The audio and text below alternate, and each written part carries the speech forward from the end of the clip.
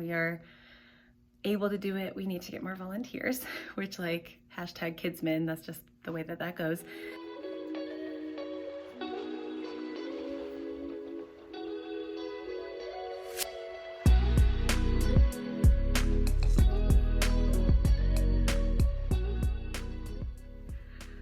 Hey, so hi, welcome back to my channel. This is Marilyn from Teach Marilyn Be Style, and I am currently in our church in the kids wing because I recently accepted the position to be one of the co-directors of our kids ministry. So I have the pleasure of overseeing the teachers who will lead our nursery and preschool classes.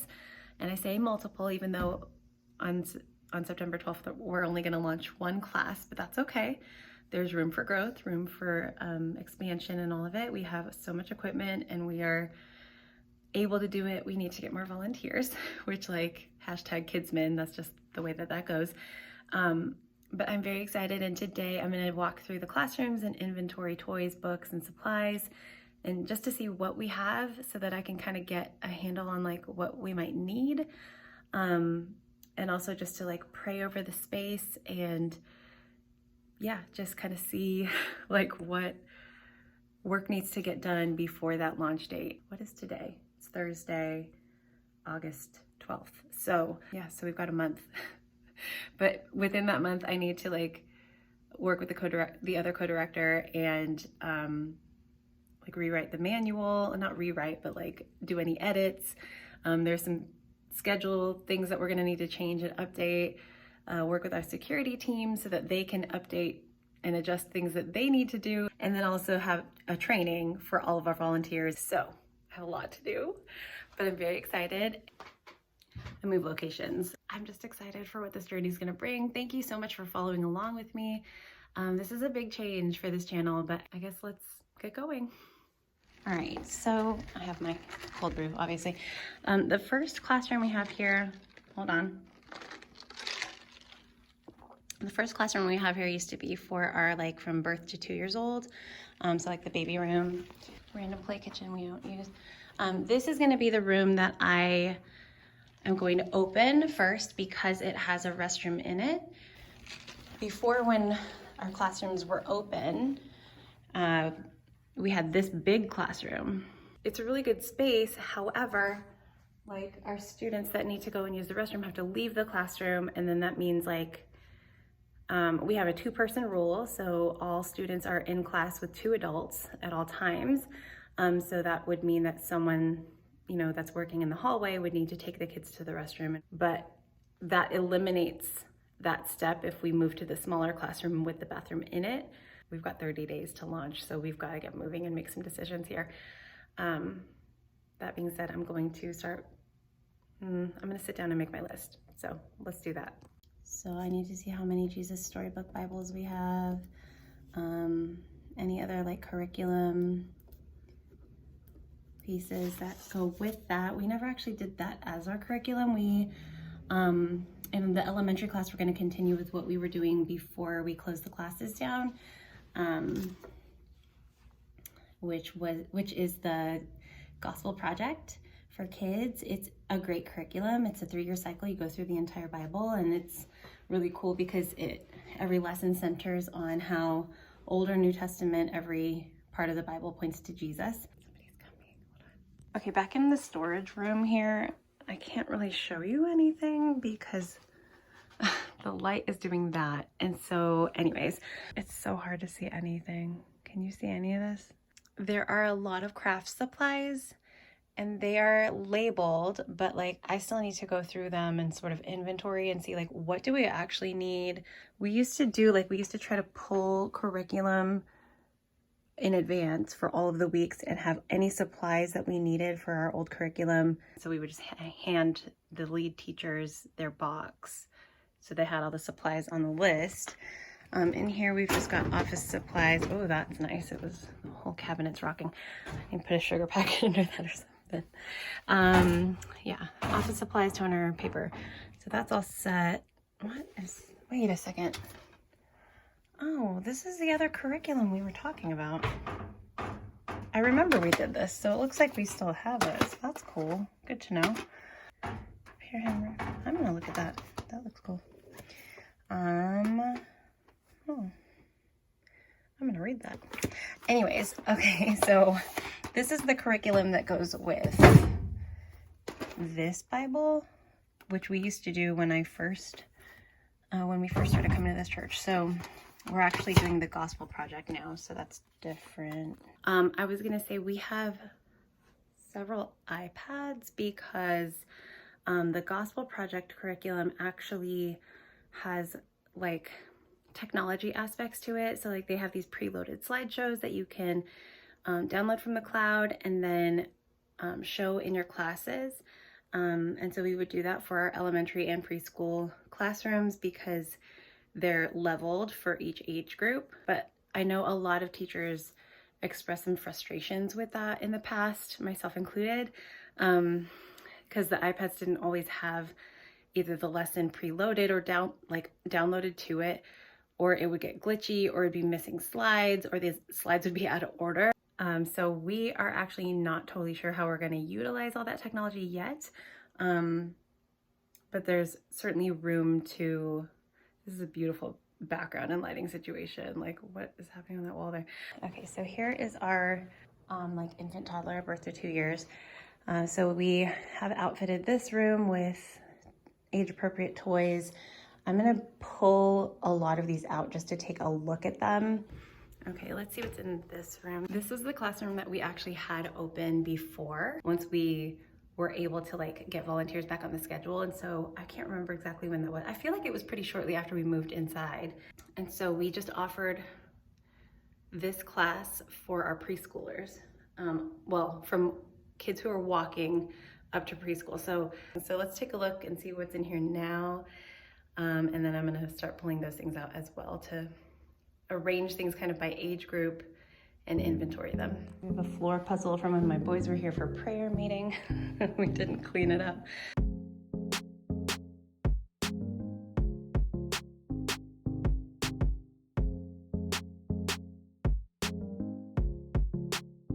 All right, this is the classroom we're gonna be in when we open.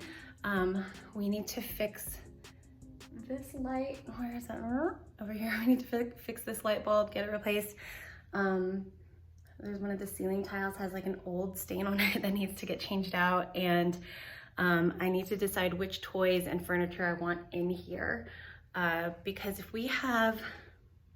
our youngest learners are like 1, then there are definitely some pieces in here that are probably not age appropriate. So this is the wall that goes against the baby room, the first blue one that you saw, and there was like the idea was floated that we could either put in a door there or just a complete walkway and expand this into a larger room that has access to this bathroom, which we very fancy, made sure the kids couldn't lock themselves in. But anyway, so it's a bathroom. I mean, really it's not that much stuff because we've got 3 classrooms that have supplies. I just need to like put the supplies together by category so that I can inventory them and see like, what do we have enough of? What do we need more of? How are we gonna store it in the class, and just make some of those decisions. I just want it to be a welcoming space that feels like we've intentionally set out toys that are appropriate for different age levels, not too young, but not too like, you know, like we wanna keep the kids safe and have things that all of them can play with well. So anyway, I'm gonna get started with the inventory stuff. Let's do that.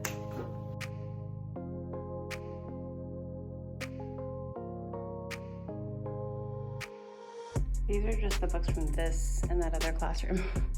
I still have a whole other room to do. One of the things that I want to make sure to do is not get overwhelmed by all of the decisions that I need to make. I think if I can give advice to any first year teachers out there, or anybody who is like in a situation where you inherited a classroom or a lot of supplies,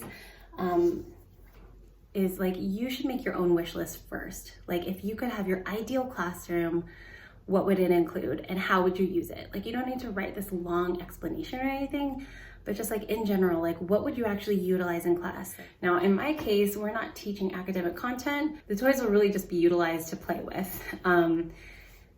Because our class schedule is going to start with a 25-minute chunk of free play. But in order to keep that from being chaotic, I'm actually adapting a schedule that I did a Bible study that offered a preschool program during the day. And so I'm using that as my model for our class schedule. But the bulk of the time in the morning is going to be open play. But it's not just let's pull out every single toy. Teachers will have bins that rotate in with different sets of toys each.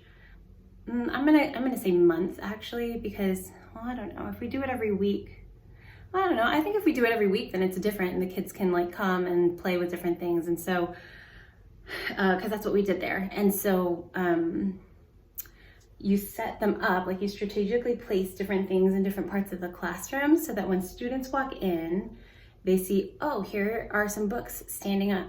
Or here's the play kitchen with all of the things out, you know, like things are set up for them to play with, not like, you know, we're scrambling and trying to find the toys, or, oh, these aren't age appropriate. Just keeping the toy bins able to like rotate in and out, that have a variety of toys, but also switch it up so that it's exciting for students to play with something new, because it's overwhelming for little kids to see all the toys that you have. Okay, so I'm going through that bin of toys in the infant room. Y'all, I have questions. Look at all those books that we have. I was just spending some time updating my Amazon wish list because we don't need any more books, really. I do need to get like new soft books because this one is nasty. So I'm gonna be using the Jesus Storybook Bible to create our lessons. I would like to get this in Spanish. I think that's really important. I don't know what to do with some of these noise-making books. They drive me up the wall. I'm not a fan.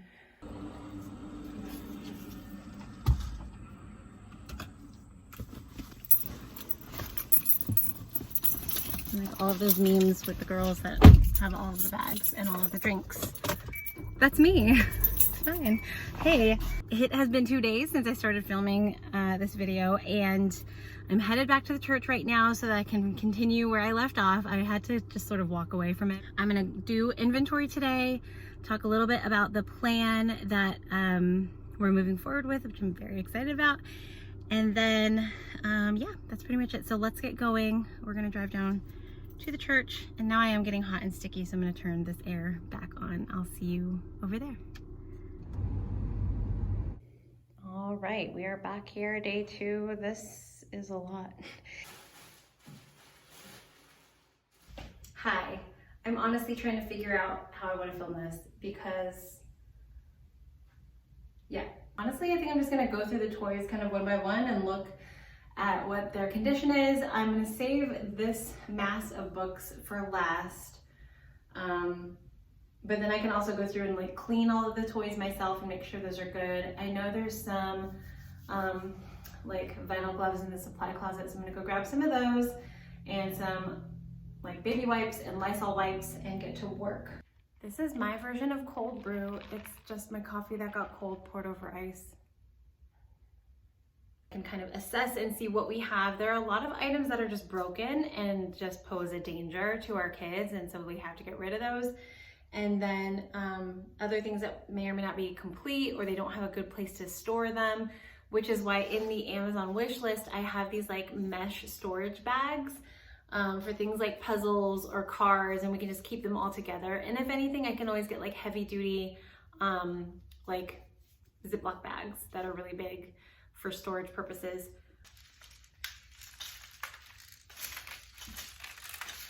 Something that I really wanted to consider doing in here is having a calming corner. So for any student that's needs a place to just calm down and assess their feelings, I've seen some amazing resources, some for free, some like in Teachers Pay Teachers or on people's websites. but there's so many ideas that I've been saving on Instagram and Pinterest for a calming corner, since my kids are gonna be from ages, around 18 months, maybe 1, all the way up to 4. There are lots of different reasons they might get upset about something and need just a few moments to collect themselves and calm down. So I want to have things available for them to figure out how they're feeling, be able to express themselves.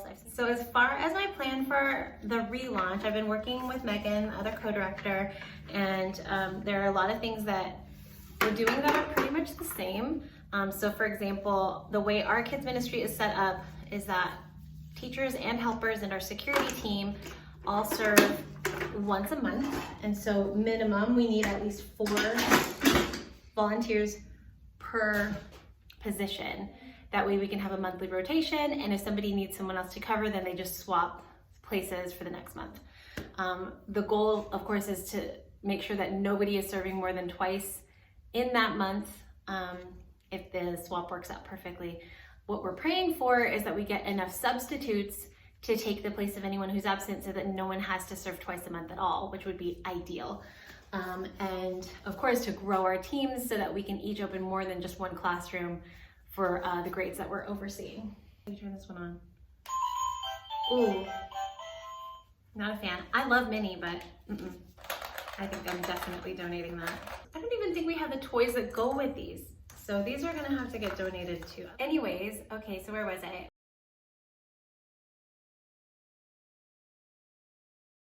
Once we do cleanup, we'll do a few finger plays, and I'm gonna create resources on here to go with that, obviously, because I wanna be able to, number one, empower the teachers and helpers to know what's expected, help them to communicate, oh, let's do this one or that one because I just like it or whatever.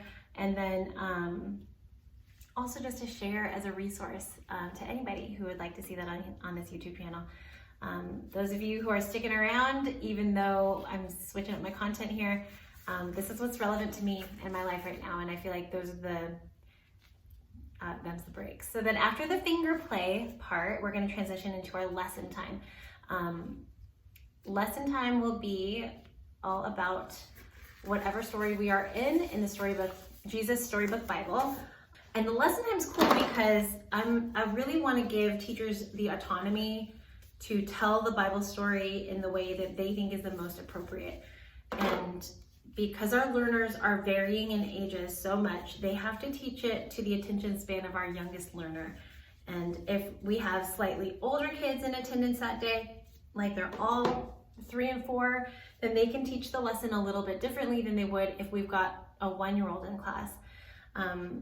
It's so important for preschool teachers to keep those things in mind, because if we are trying to teach too much and take too long, you lose the interest of those youngest learners, and then they start doing something else, which is distracting to everyone. Right after the story, then teachers will have some questions that they can ask that go with it.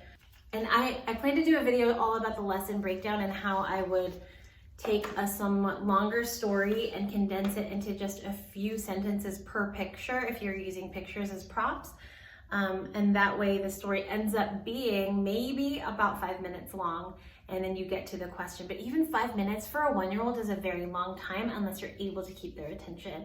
I would err on a side of 1 to 2 minutes. If you can get it down to fit on 1 page, then you're doing pretty well. And so yeah, so we'll do lesson time questions, and then right after that we will pray and move into a high energy time of large muscle movement.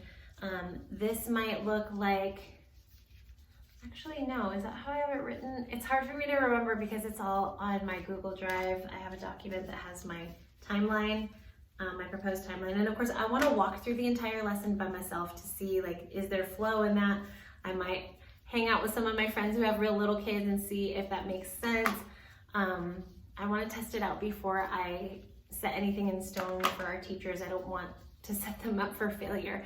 I think one of the things as a director, as you know, like people leading a class or teaching teachers how to do something, if you don't try it yourself, you don't actually know if it's gonna work.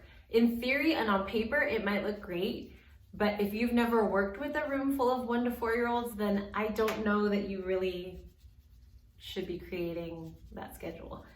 I haven't decided if I want to do a large muscle activity or something more like a praise and worship, like prayer and worship time. I feel like that would make more sense coming out of a time studying God's word. So we could, and that again is like, you can do option A, B, C, or D, whatever fits best with your teaching style and then also fits with the lesson itself.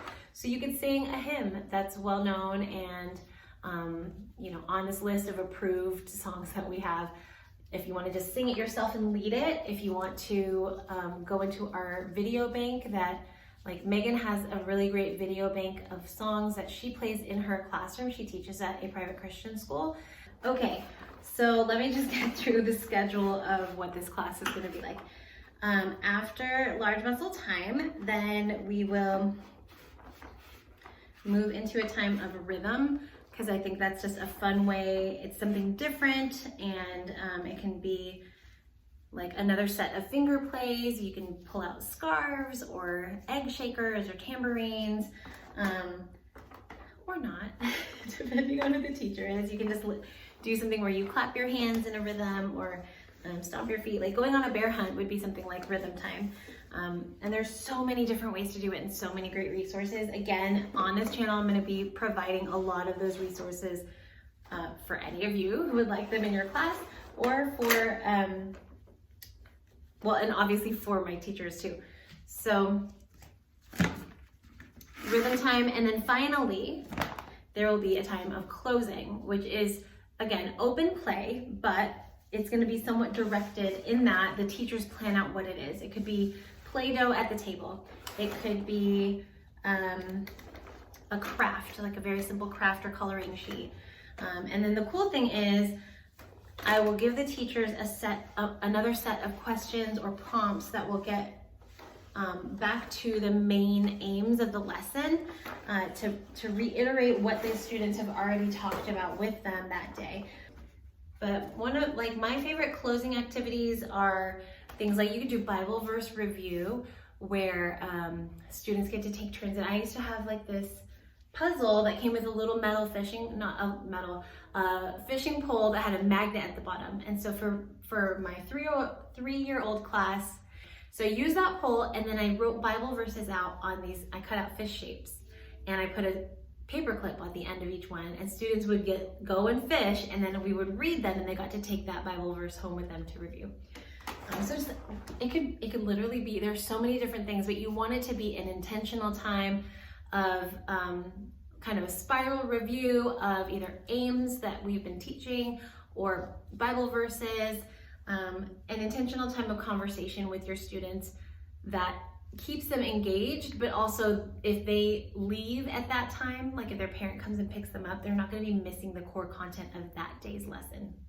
Yeah, so I plan on incorporating a lot of different videos on here that will, sorry, I'm trying to get my fingers getting stuck in this thing. I've been cleaning this. It's like very cumbersome, but it's so much fun, and we've got big cars that can fit on there. So anyway, all right, so that is our basic schedule for like day in the life. If you were one of our like 2-year-old students, that's what you would get to come and do.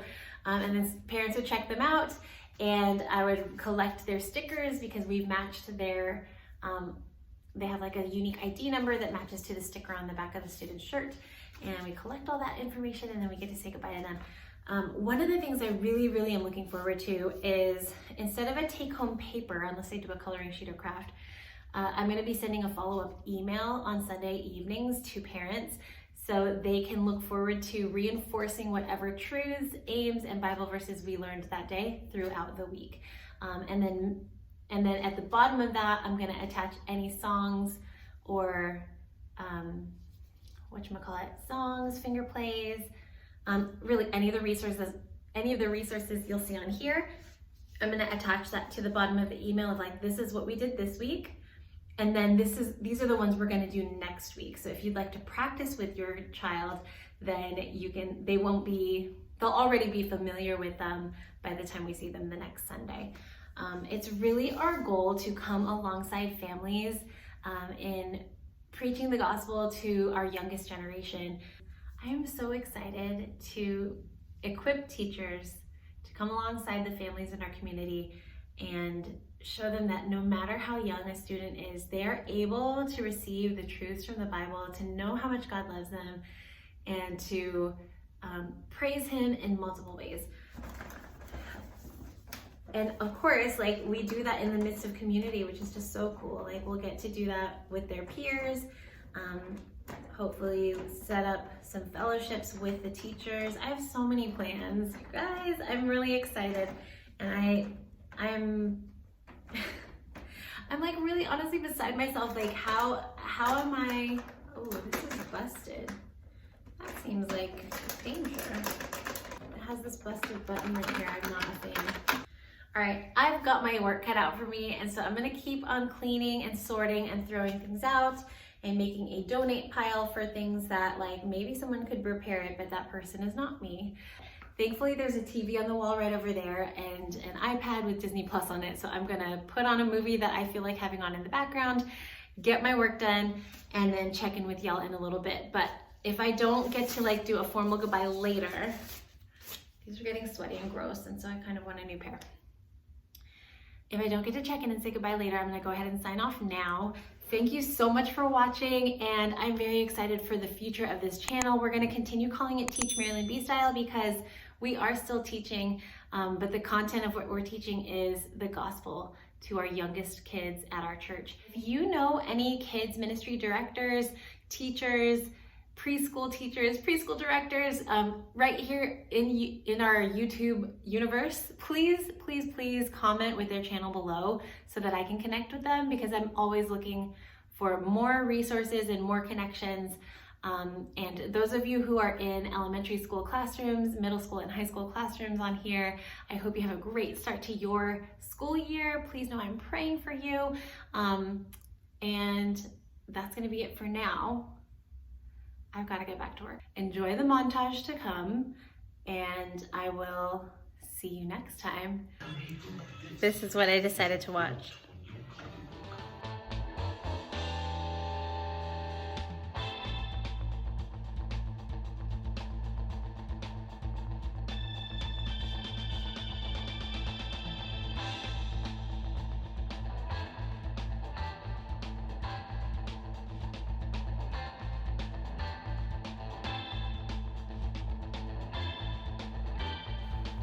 Show y'all something. I pulled all of the play kitchens out into the hallway just